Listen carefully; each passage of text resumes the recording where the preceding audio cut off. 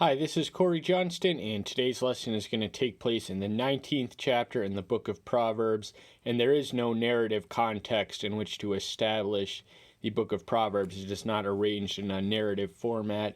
They are a succession of statements, concise statements of profound truth, so there is no character interaction. There's some character descriptions, but the purpose of these proverbs is to express a pithy saying of condensed wisdom. So the creator of a proverb must cultivate what Ernest Hemingway called the iceberg effect, packing a punch, saying much while saying little, the image being what lurks on the surface, little words, but underneath them is more than the sum of each other's parts. And Solomon was the composer and compiler. He was also the king of the United Monarchy. He was famous for his unduplicated wisdom. He is considered the wisest man who ever lived, the Messiah accepted. And a lot of these nuggets of wisdom he shares in a book which is called Proverbs. And we also read that he was the composer of some 3,000 of them. We read of in 1 Kings 4. And here we only read 678 of them. So this is not the full extent of his literary or creative prowess, but this is what we are left with, and we accept it as inspired and inerrant. So the opening verse of the 19th chapter reads, "Better is the poor walking his integrity than one of perverse lips who is a fool." So no matter how much life has defeated you, no matter how much other people have taken away from you, you don't want to lose grasp of the one thing that money can't buy, that being integrity. So we witness an example of this in the book of Job. The adversary took all of his possessions, but he could not take his integrity or his faith. So those are treasures and prizes beyond, the priceless prizes and treasures beyond measure, to have one's faith and integrity intact, and no good can coming from having perverse lips, and that is pretty much automatically they're going to be a fool if they are of perverse lips, because the fool regards not the contents or the words of his tongue and how they affect those around him.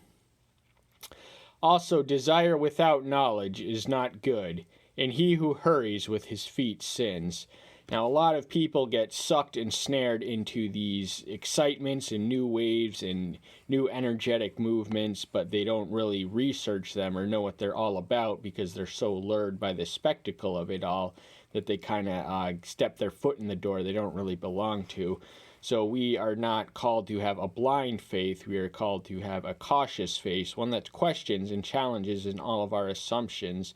We don't want to believe the scriptures are true just because we're told they're true, and we want to make the connections and the consistencies in our own calculus to determine for ourselves, to have our own personally induced witness that the scriptures are true, that it does all connect.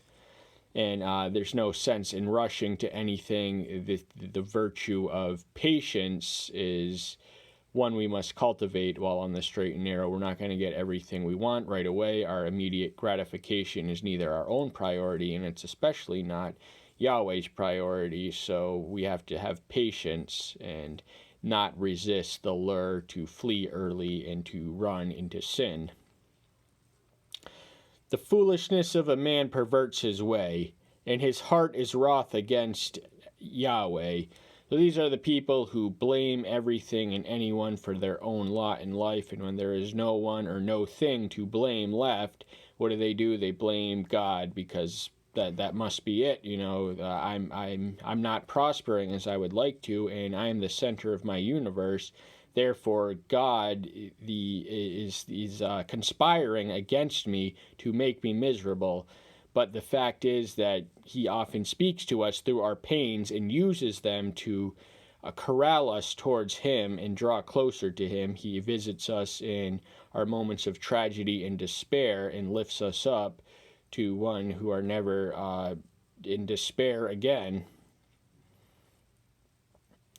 Wealth adds many friends, but the poor is separated from his friend. So when you have money, people are going to gravitate around you. Not every one of them is going to be your friend, but they'll put on friendly faces and friendly guises. But they're really only around you because you have a substantial sum of money in your pocket.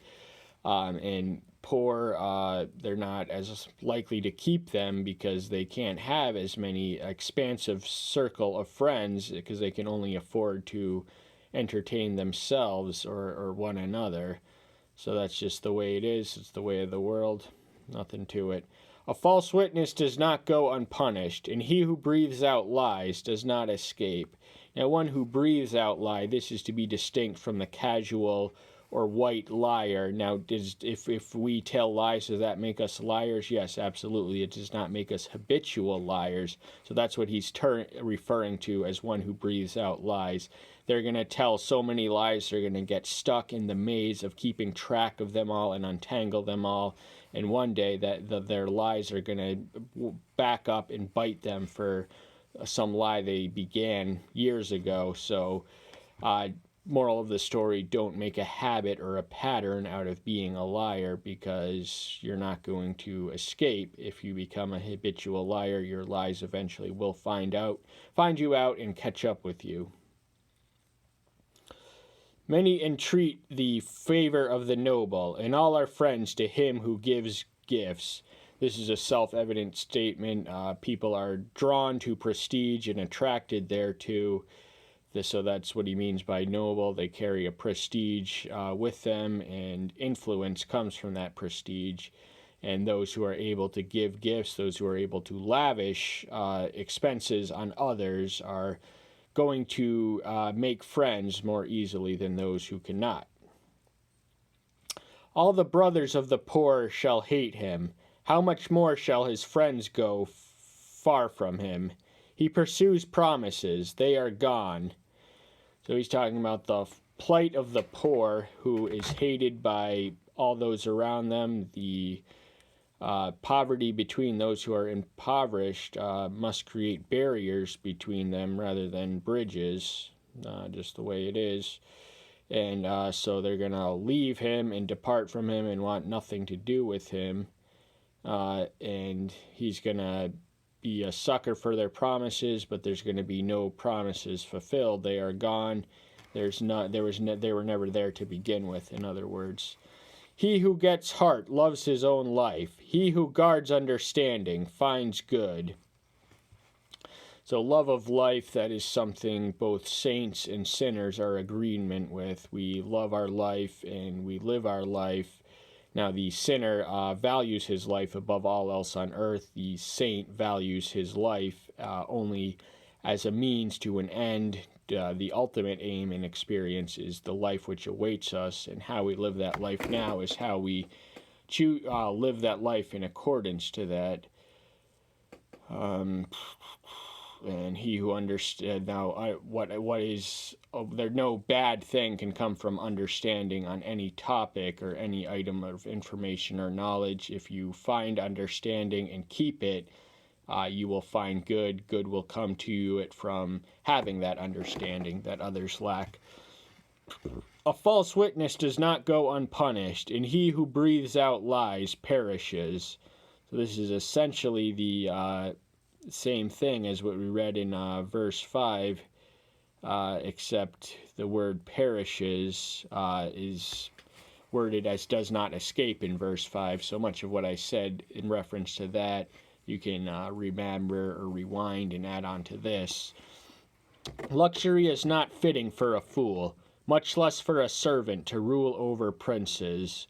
So a fool is going to be out of his element when he's surrounded with luxury. He's just not going to know how to handle himself. He's going to do something foolish with it. He's going to make a public spectacle that embarrasses himself.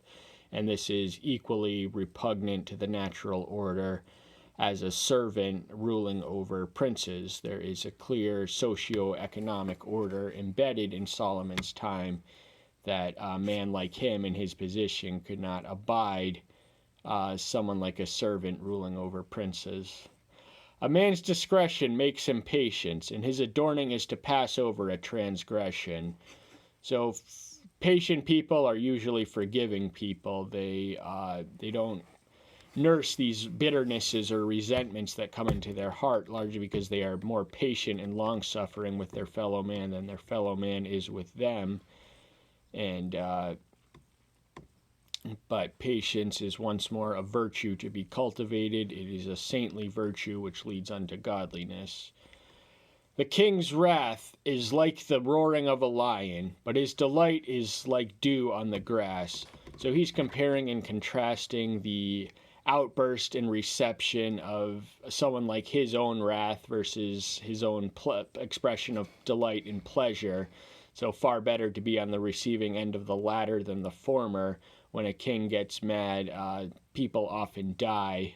So can be dangerous when a king gets mad, much like a roaring lion, could be in your vicinity ready to eat you alive. A foolish son is a calamity to his father, and the contentions of a wife are a continual dripping. So he's explaining and exposing two family members who are deficient and defunct and derelict in their duties. A son is duty bound to bring honor and praise and respect to his parents, but a foolish one can only bring shame and disaster and devastation and ruin to their father.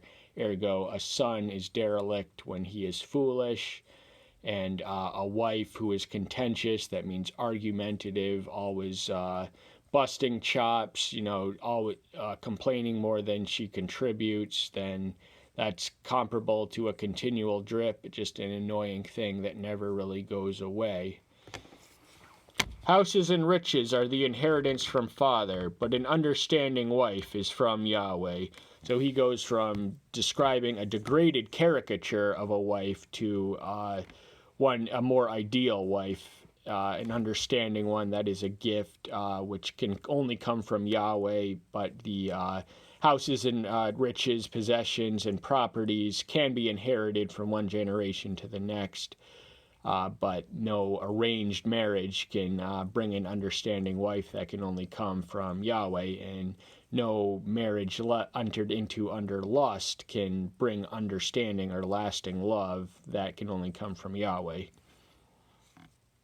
Laziness makes one fall into a deep sleep, and an idle being suffers hunger.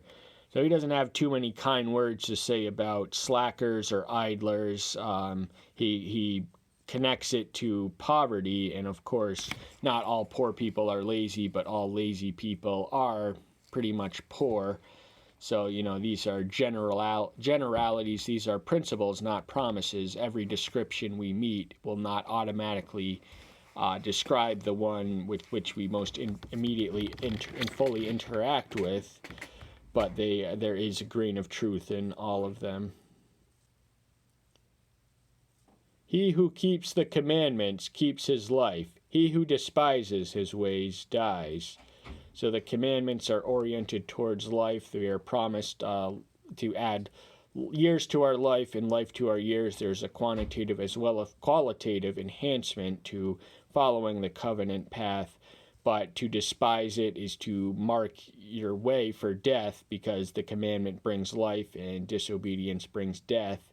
So the commandments itself does not bring life, at least not eternally, but they do add abundantly to the life in the here and now.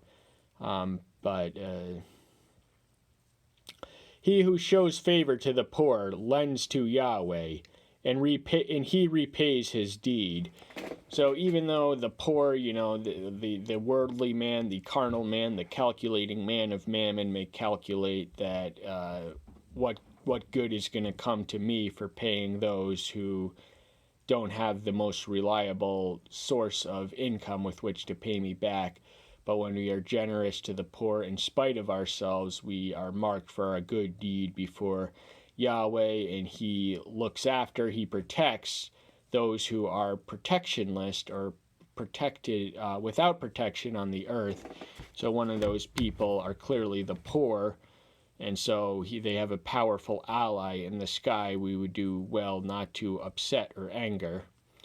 Discipline your son because there is hope, but do not apply your being to his destruction. So he's talking about moderate discipline. Don't discipline themselves. We're not to provoke our children to wrath, as we read of in the early early verses of the 6th chapter of the book of Ephesians. But we are to discipline them within moderation. So, don't hit them to kill them. Don't hit them to hurt them or injure them. Hit them to help them.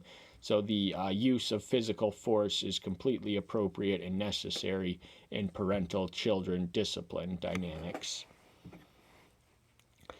One of great wrath bears punishment, for if you rescue, you only have to do it again.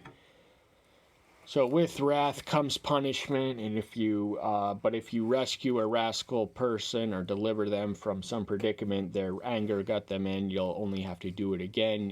Ergo, the inference and the implicit inference is that don't waste your time saving these angry people from the trouble that their own anger and temperament brings on their life.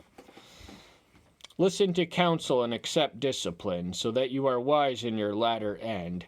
No harm or foul or injury can come to listening to counsel, that is to have advice from as many expert angles as one is able in order to assess and make informed decisions about the future, and to accept discipline that is equally beneficial and efficacious. Without discipline, we cannot grow, we cannot learn, we cannot mature, and we cannot do the progress in our walk and bear more fruit for the Spirit in the course thereof.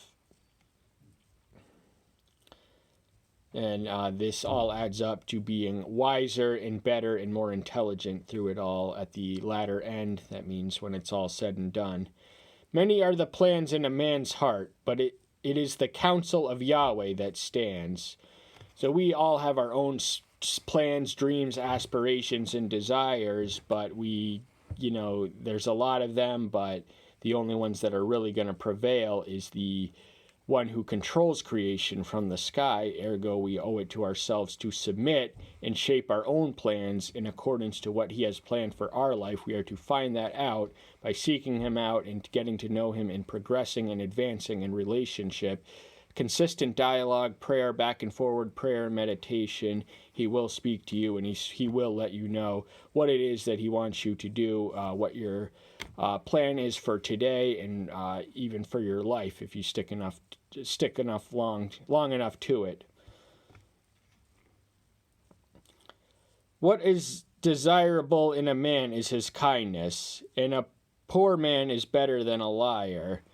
So he's just stating a self-evident fact that, no argument can be made against, that, a gentle man is more pleasant to be around than one who is not, and also that a poor person, though he may be perhaps more useless than a socioeconomically better liar, the liar is going to be more dangerous as a potential traitor in your midst.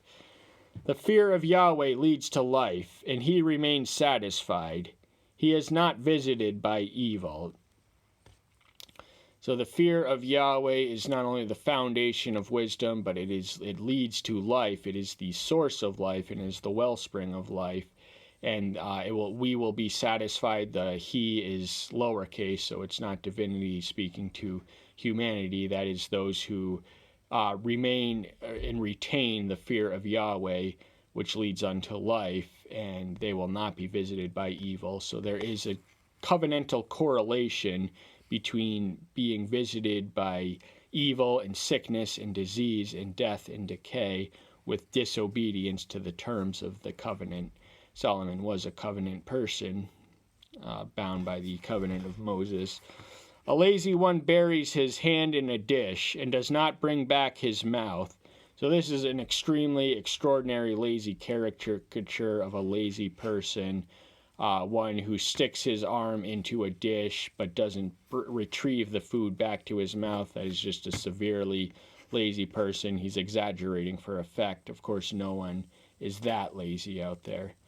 Beat a scoffer, and the simple is made wise, and reprove one who has understanding and who discerns knowledge.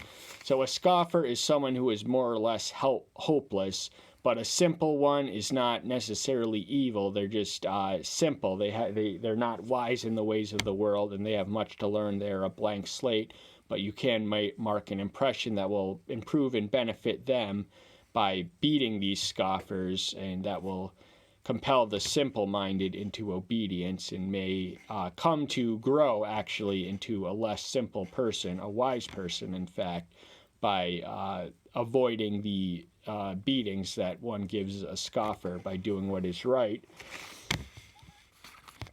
And the mark and measure of wisdom is one's embrace and willingness to seek after discipline and constructive criticism, and anything, however unpleasant, on the face value or surface is conducive towards our growth and our improvement.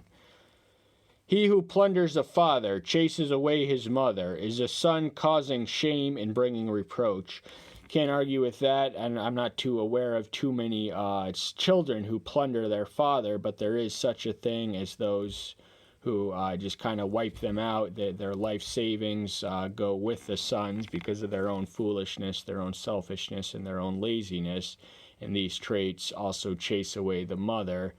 And so a son causing shame is an embarrassment, both public and private.